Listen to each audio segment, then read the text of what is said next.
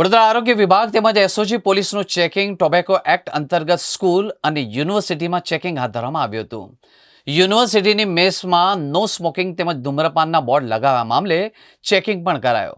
School કોલેજના વિદ્યાર્થીઓને નશાથી દૂર રાખવાનું અભિયાન છેલ્લા 3 દિવસથી શહેરના વિવિધ સ્કૂલ કોલેજમાં કરવામાં આવી રહ્યું છે. પોલીસ કમિશનર સાહેબની સૂચના મુજબ જે એન કોડની મિટિંગ થઈ છે એમાં કોપ્ટા એક્ટ હેઠળ કાર્યવાહી કરવા કીધેલો હતો. એમાં એસઓજીની ટીમ, ફૂડ સેફ્ટીની ટીમ દ્વારા છેલ્લા 2 દિવસથી આપણે સ્કૂલો, કોલેજો એની કેન્ટીનો વગેરેમાં ચેકિંગની કામગીરી હાથ ધરી હતી. ખાસ કરીને જે અંદરની કેન્ટીનમાં આવેલા એમને નો સ્મોકિંગના બોર્ડનું જે ગવર્મેન્ટના કાયદા મુજબ લગાવેલા ના લગાવેલા એની પણ ચકાસણી કરવામાં આવે છે.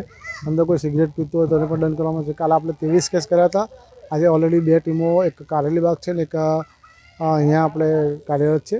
એમાં એમએસ યુનિવર્સિટી કેન્ટીનોમાં લગભગ સવારે પોલિટેકનિકમાં 2-3 કેન્ટીનમાં ચેક કરેલું. ત્યાં આગળ આપણે દંડ પણ કરેલ છે અને આ 2 દુકાનોમાં પણ દંડ કરેલ છે. એટલે 4 જગ્યાએ 800 રૂપિયાનો દંડ પણ કરેલ છે.